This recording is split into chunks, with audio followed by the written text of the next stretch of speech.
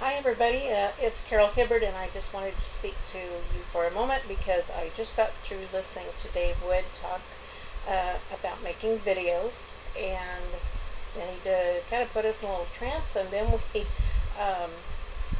supposed to discover our purpose if we didn't know it already.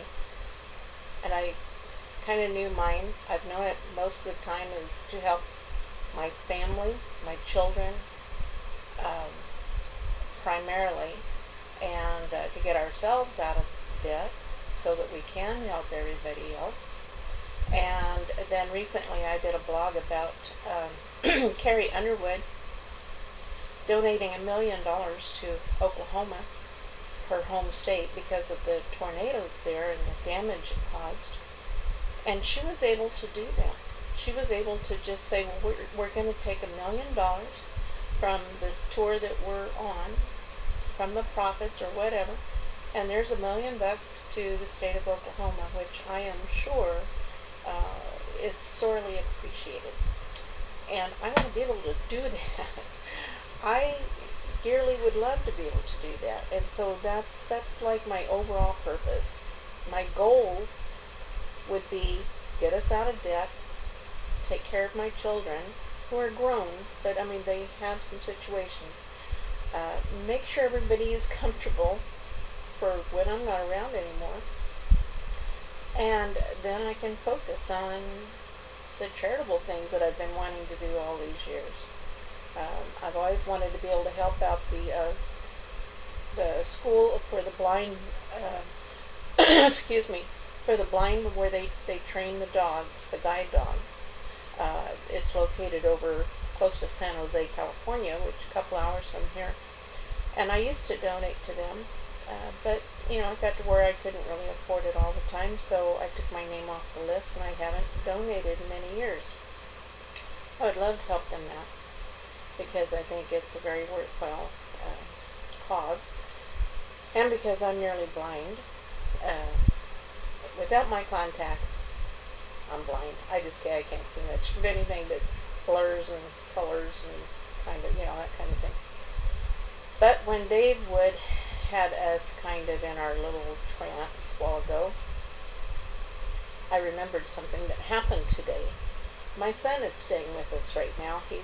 I'm not going to say his name because I want to protect his privacy at least a little bit. He has a real severe condition, let's just call it that, and he's having to really face some pretty bad things, and so I had to take him over to the doctor today. And on the way, he got upset with me because he thought we were going to be late, and he's just had so much stress on him and pain and just not being well at all, that his temper is a little frayed, because it's just not like him to be that way, but he is now because he's just in a bad way, and seems like there's not a lot they can do. There is a very serious surgery they can do if he's a good candidate, and the doctor today talked to him and said, he's going to have to talk to them and find out whether they can help him or not. And I hope to God they can, because, he's 37 and he's got a long life ahead of him, I hope, that will be pain-free. He's got enough things going on in his life.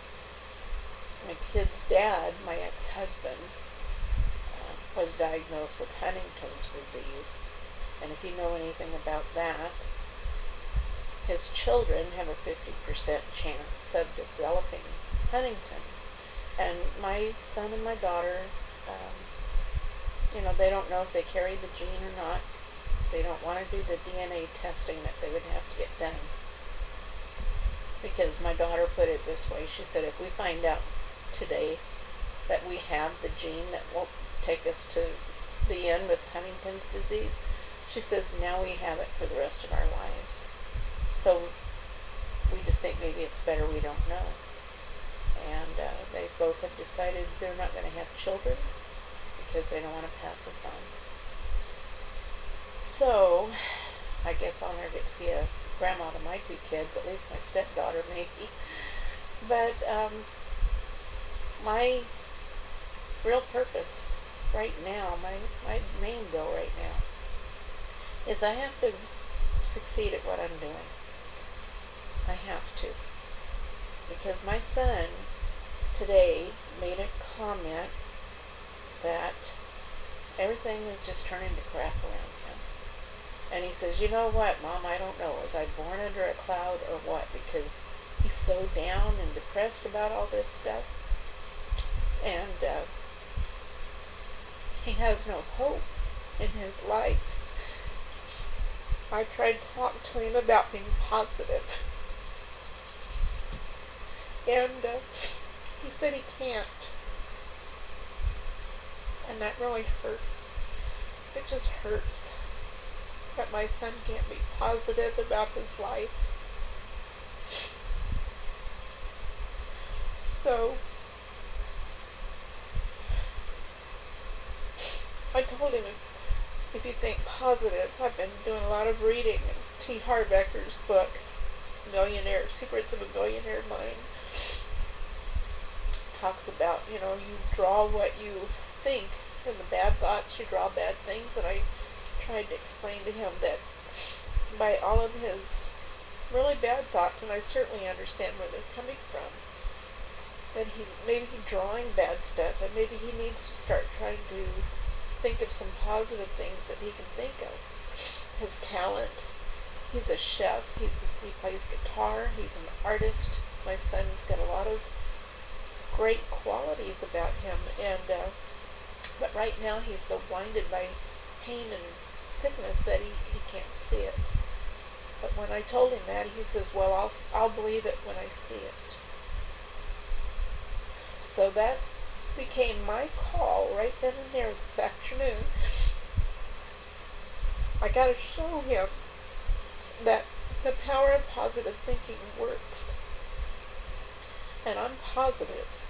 I am positive that I'm going to do well in my business. And I'm positive that this has already been making a difference in my life, and that it's going to make a difference in his. And I just want him to see it. So he has to see it. So he'll believe it.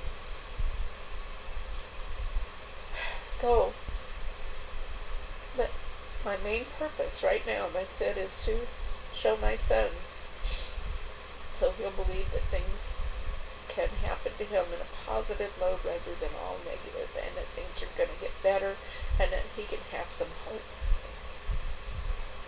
And I'm sorry for getting all upset. I didn't think I would, but it's really been on me all day since this afternoon when all of this happened. Anyway, I think I'll go ahead and end this right now and get it posted, and hopefully my video tomorrow I'll feel more positive and upbeat and can handle things a little bit better. So I'll say good night for now. See you later. Bye-bye. Thank you.